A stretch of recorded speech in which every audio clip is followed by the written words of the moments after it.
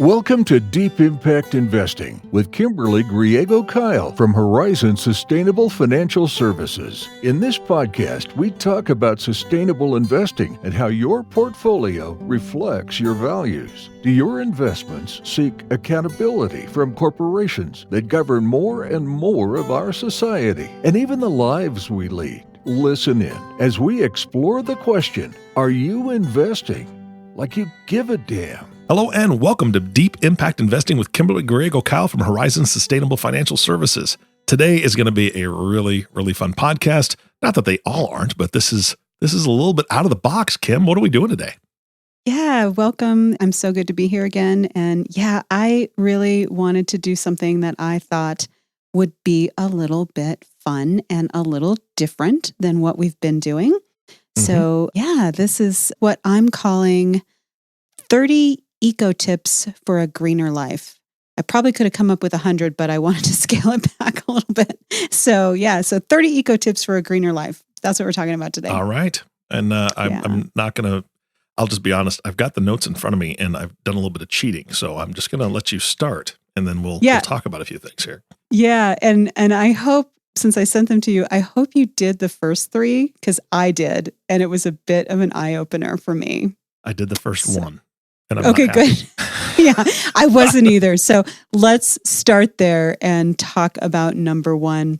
So I found this thing called footprintcalculator.org. And I went in and did it. And what it does is it looks at all these different aspects of your life and it tells you how many Earths does it take to live like you do. And I thought I was pretty eco-friendly, but I'm not. I don't know what you got, but honestly, I was a little embarrassed. Yeah. Well, okay. So it takes, if everybody lived like I do, and listen, this is my job. I do sustainability for a living, right? It said, if everybody lived like I do, now I'm not, I don't know exactly how realistic this is, but I guess it's pretty realistic. It said if everybody lived like I do, it would take 5.4 Earths to live like I do. Earths. Yeah. Huh. I was like, what? Did I do this right? I recycle, I garden. I think probably the biggest part for me is that we drive a lot because we live out of town. Yeah. And so we have to drive a lot every week. So I'm feeling better about my number. Good, because I feel horrible. Well, I feel horrible. So here's and really, this website is fantastic because it breaks it down. And so I will tell you where I scored the lowest or the best, I guess, is mobility because I don't have to travel a whole lot. And my office, most of the work that I do for my company and for podcasting and this is my home office. So I'm not having to commute every day. So that really helped my score. I can't imagine if I had to commute to work because I'm at 5. So 5 Earths for me. Okay. It was 5 on the money. But my biggest thing was apparently I eat way too much meat. Yeah. So I think I fly a lot. Oh, true. That I didn't for work have that much. and I drive a lot. And that, really affects, I think, my number. Did it give you your carbon footprint? Well, that's number 2, which we'll talk about. Oh, I see. That's the one I didn't do. They also give you your carbon footprint on footprintcalculator.org. So I'm interested. I want to go to carbon footprint next, and I'll do that one after we're done with the show. Yeah, but it was shocking. I was shocked. And one of the things that my wife and I have been trying to do is carpool more, so we're not both driving every day. But our schedules don't always mesh. And, part of the problem is I want to go to the gym and go for a run after work. And she goes home and takes care of the dogs and makes dinner. And, it wouldn't make sense because then she'd have to come back and pick me up. And, we live 12 miles from the office. And so, we'd still have to drive into town twice. And so we don't carpool enough. And that is a problem. Yeah. So... Yeah. Well, and then also it's the idea of public transportation is great, but not every city has good public transportation. We live in a fairly small city, and we don't have public transportation out to the country where we live. Yep. So it is a bit of a problem. So yes, so I honestly admit, unless you start combining that jogging and going to work, but that's Right. 12 miles. That's a lot of jogging.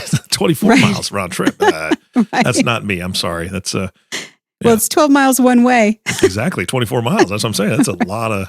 I'm not going to run a marathon every day. But think of all the benefits to the earth. Come on, Kim. Right. Well, I have considered in the warmer months, I mean, we're 7,000 feet, so it's cold and snowy a lot, but in the warmer months, I have considered riding my bike. Yeah.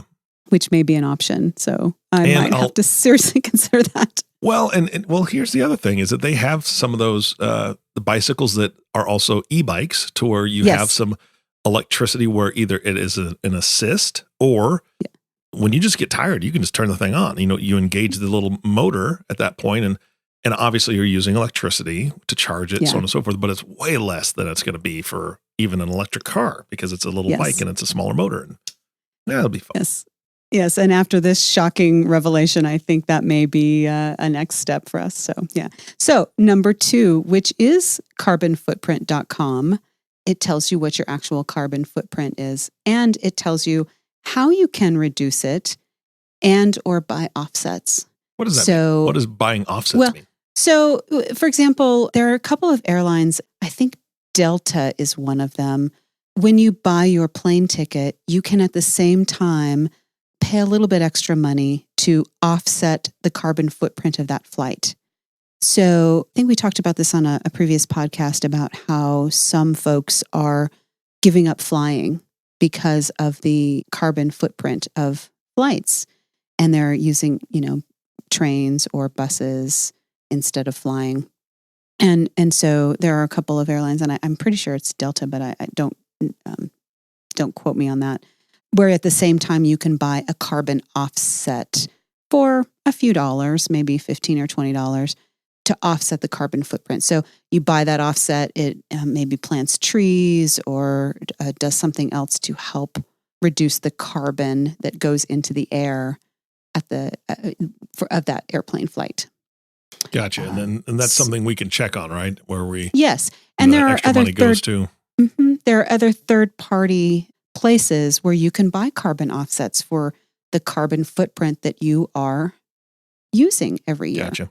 All right. For your driving, all of those things. And so now that I realize how many Earths it takes me to live every year, I think I'm going to have to seriously look at doing that. Yeah, because it'll be curious what that would look like. How much offset would it take to offset 5 planets? Right. And it's, buying carbon offsets is not that expensive. It might cost you, $100 or $200 a year, which frankly, for the health of our planet, is not that expensive. No, so not if really. you can afford to fly or drive that much during a year, you can afford a couple $100s to help preserve the planet that we're living on and leaving for our grandchildren. Mm-hmm. Yeah. And the third one in this trio here is watercalculator.org, which is the same thing. It looks at your water consumption, and it also has an educational component. So I looked at the site. I will admit I didn't do the calculator, but I am going to go back and do it. And it will help you also reduce your water consumption in addition to looking at the water usage that you have. So we have a water barrel that collects rainwater and then helps water the plants around our house.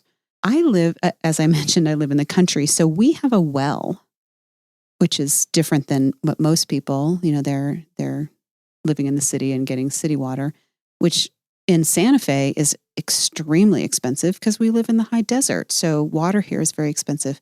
People are always looking at ways, I hope, at how to reduce their water consumption. So it's very important to look for leaks, have that checked, pay attention to your water bill. If it suddenly shoots up, you want to definitely look for leaks. We don't get a water bill, so we have to check for leaks all the time on our property because there's no other way to know if there's a leaky valve somewhere in the house No one's going to send me a water bill. I'm not going to know. Mm-hmm. So those are things you have to check regularly. Gotcha. All right. So these 3 things I think are very eye-opening. Everyone should do them and look at your footprint, your carbon footprint, your overall footprint, and your water footprint. Look at ways to reduce those. So, I mean, we could stop there and you can live a greener life. That would be huge, yeah. Yes. But I have some other very particular practical ideas. So I have 27 other ones. So let's talk about those. Let's dig in. Yeah. So, all very, very, very simple. So number 4, reduce your unneeded purchases. You can get used things, you can borrow them. If it's something you don't use all the time, you don't necessarily need to buy it. I like this. Try the 30-day rule. If you think there's something you want to buy, especially a big purchase, wait 30 days if you think you need to buy it. But wait 30 days and see if you really do need to buy it. Yeah. I think maybe I'll buy a new car. Okay, I'm going to think about it for 30 days and think about, do you really need that new car? If your car is working just fine, maybe you don't need it. Number 5, I really love this, and I'm gonna put this into practice. Have an eco Sabbath. So take a day, an afternoon, maybe start with an hour where you don't buy anything, nothing at all. Maybe you don't even use any energy for an hour.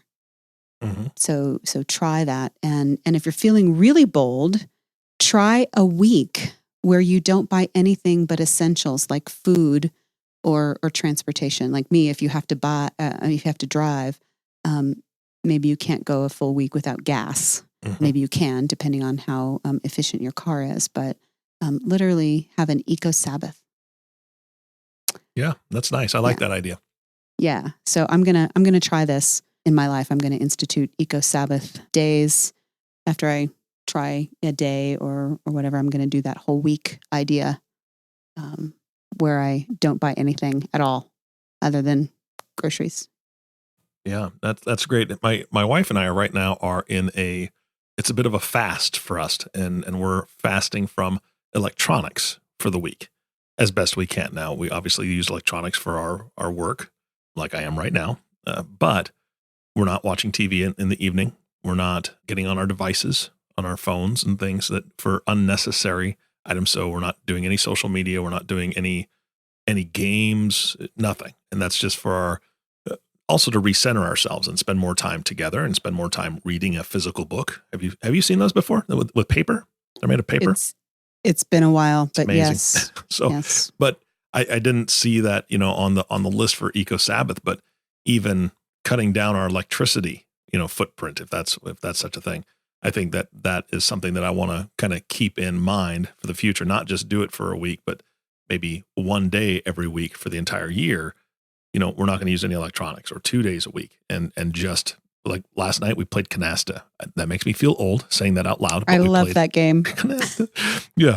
So, and we got into a little bit of a, heated game, and it got canasty, but it was fine. We had a good time. But so that's one great. thing we're doing too. Yeah. Yes. Bring back the board games. Yes. I love it. Yes, Yeah. Absolutely. Yeah, I do actually mention books a bit. Yes. So, number 6, replace all the disposable items in your home. Replace disposable batteries. There are rechargeables, razors, food storage containers. Use items that can be used over and over again rather than disposable. So we're not throwing so much in landfills, right? Mm-hmm. Mm-hmm. Number 7, don't throw away used items that can be used by someone else. Yeah. You may be done with it, but someone else might be able to use it. So there are places that they can go. Thrift stores, consignment, sell it on eBay, have a garage sale. Have you heard of Free Cycle? Do you know No. what that is? No. So there are community-based sites called Free Cycle, where you list something on Free Cycle, and someone who needs that will literally come and pick it up. So you list it on Free Cycle. I have this chair or this table. It's free. I don't want it anymore. Put it out on the curb. Someone will come pick it up. I guarantee it. Nice. Yeah. And they're community based. So there's that. And then the other thing, we have this in Santa Fe. It usually happens about once a month or once every 2 months, where it's a community repair day for broken items. So maybe you have a lamp that the switch doesn't work. but you don't know how to repair it. So the community repair day, people who do know how to repair those items, they all get together. Maybe you have a radio or a lamp or whatever it is, and someone knows how to fix those. So you bring your lamp and they help you fix it because they know how to repair it. And then your lamp is fixed and then you take it home. So you're not throwing it away, but your lamp gets fixed and then you can still use it. So look for community repair days. Or even, even ahead of Free Cycle, being able to do that, take your lamp or radio or whatever, have it repaired and then give it away. Exactly. If you don't need it. So that's great. Right. Yeah. So I love those two ideas specifically. And then, again, if you still don't need it and you don't want to do Free Cycle because you don't want to leave it out on the curb or whatever, or take the time, take the things to the thrift stores or consignment stores. If it's a more valuable item and you want to sell it, get something for it. Then lots of ways to do that. Yeah, absolutely. Yeah. And then I like this idea too, especially if you have children, try make your own projects with kids, because this is something you can do as a family. If you've ever heard of Pinterest, there's a million things on there. You can make your own soaps, bath bombs, gifts for family and friends. This is great for holidays, not just Christmas, but, Valentine's, Easter, whatever, where you can make your own projects and then give them away. Or practical items. I can't even tell you how many of these things my mother does. She literally makes her own cleaning products, her own laundry detergent, soaps, candles, all of those things, with a lot of products that you already have around the home that you can put together and then make it. So, why buy expensive products when you can make them very inexpensively and then use them or give them away? So there's that. Yeah, absolutely. Yeah, it's a great idea. Number 9, borrow items that you really only maybe need once or twice or very rarely. There are places called tool lending libraries. That's me. Yeah. I am the tool lending library for all my friends. Great. Yeah, yeah. I mean, there literally are tool lending libraries, or you can borrow them from friends and neighbors. We used to do that. Like, can I borrow your saw? I just need to cut 2 pieces of lumber. Yep. You don't need to buy one. Yep. And I always tell people, just make sure you give it back in better shape than you borrowed it. Oh, that'd be nice. Wouldn't that be nice? Yeah. You know what they also borrow when they borrow my tools? Me. No telling. You. Me. It's usually me. Yeah. Hey, can I borrow your saw and drill and a bunch of your bits? And can you come over and fix this? Yeah. Okie dokie. Sure, that's it. But yeah, I'm happy to help. That's always a good opportunity to say, hey, this is how you do this, and teach someone. I do as best I can. Yep. Yeah. Right. Well, here's number 10, which goes to the book that you just mentioned, the actual book. Share books and magazines, games with friends or neighbors, or those things called movies. You can actually replace them with electronic media, so we're not throwing magazines and things. That's right. I don't know the last time I actually got a paper magazine, but there are those. Or ding, ding, ding, go back to your local library. Yes.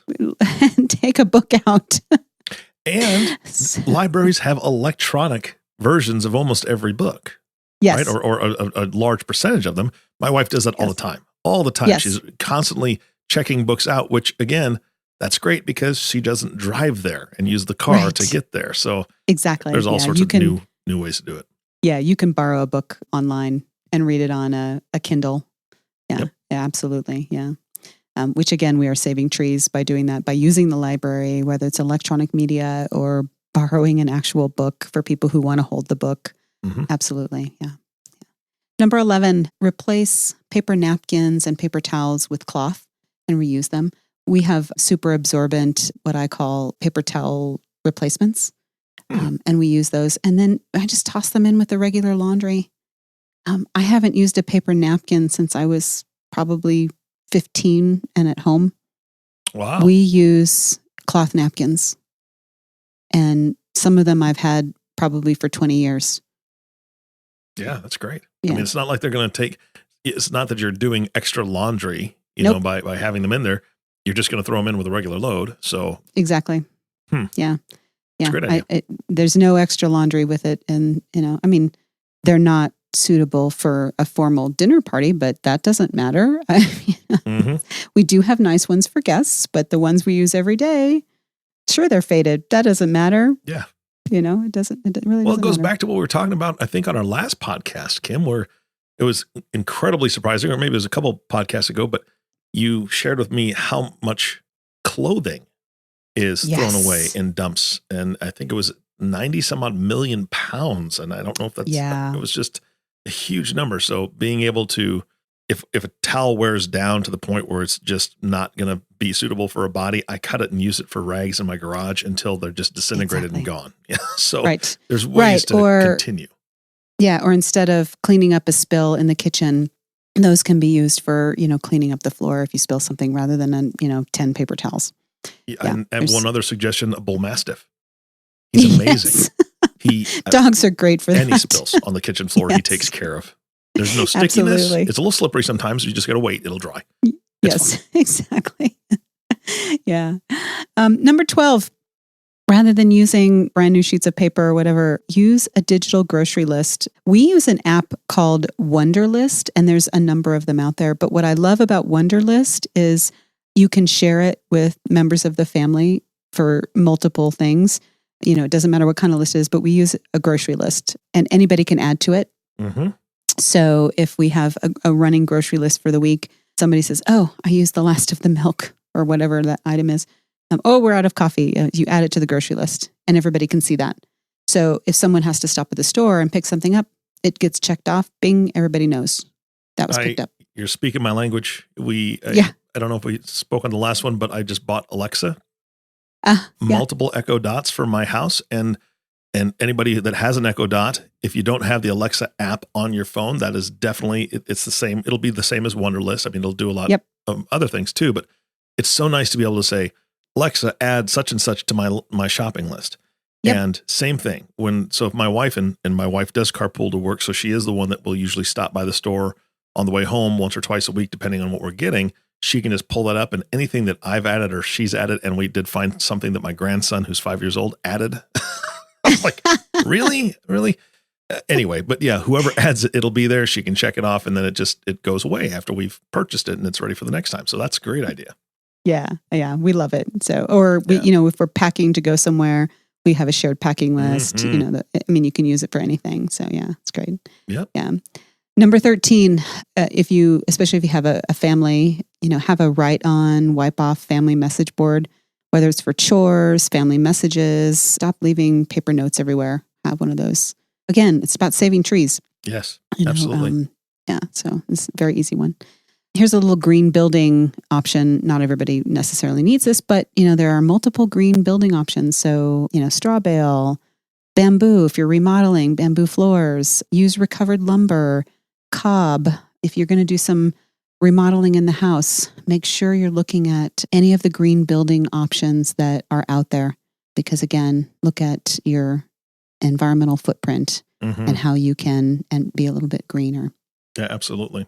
All right. So we are going to run out of time before we get to all 30 of these. So I'm going to give you number 15. All right. And next podcast for this month, we have a wonderful guest coming on. We have Joe Keefe from Impacts Investment Management Group. But I'm going to give you number 15. And then next month in March, we're going to do the other 15. So I'm so excited. I know, me too. And because I love this, and we just can't get through all 30 of these. We'd be here for 2 hours. We could totally.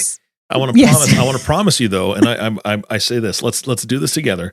Before the next time we meet, let's both do the water footprint one. Yes, let's do that. And then we'll compare notes. Absolutely. Right. Yeah, I promise you we'll do that. Yeah, absolutely. So when we come back for next month in March, that's where we'll start is the water. I'm nervous about it, but I'll do it. Okay. Right. So number 15, and I think this is really important because it's a big issue in the sustainable investment world, packaging. So we can cut back on our own packaging by buying in bulk and using your own containers. There's a lot of places that will allow you to bring in your own container, so you can weigh that first, and then refill your own your container.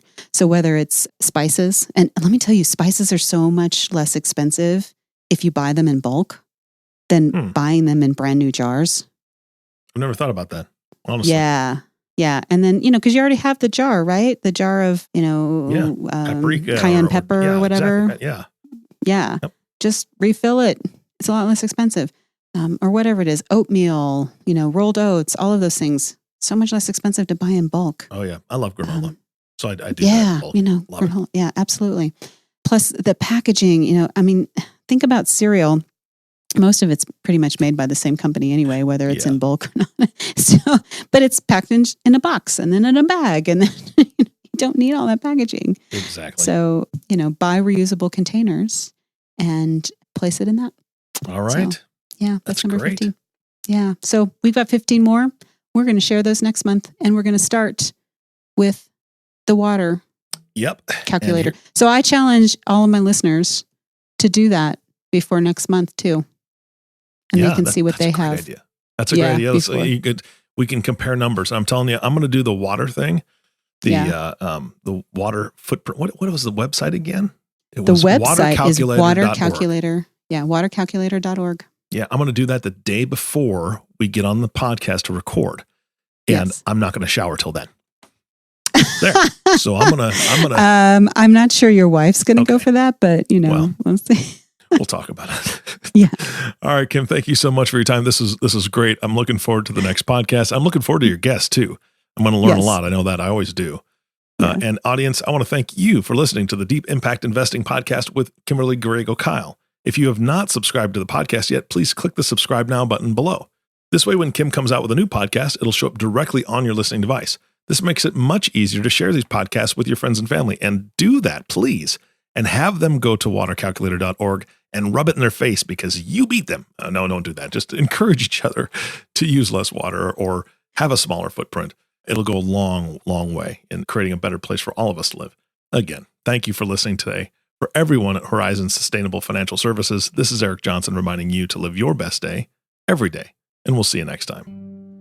Thank you for listening to Deep Impact Investing Podcast, the sustainable, responsible impact investing podcast that shows you how to get your voice heard. It's time to start investing like you give a damn. To ask a question that we can answer on an upcoming podcast, email us at info@horizonssfs.com or join the conversation on Facebook at www.facebook.com/Horizons Sustainable Financial Services. Or give us a call at 505-982-9661. Don't forget to click the subscribe button to be notified when new episodes become available. The companies we may speak about during our podcast are not recommendations for investment only. You and your financial advisor can determine what the right investments are for you and your situation. Horizon Sustainable Financial Services is a registered investment advisor, registered with the state of New Mexico, and other jurisdictions were registered or exempted.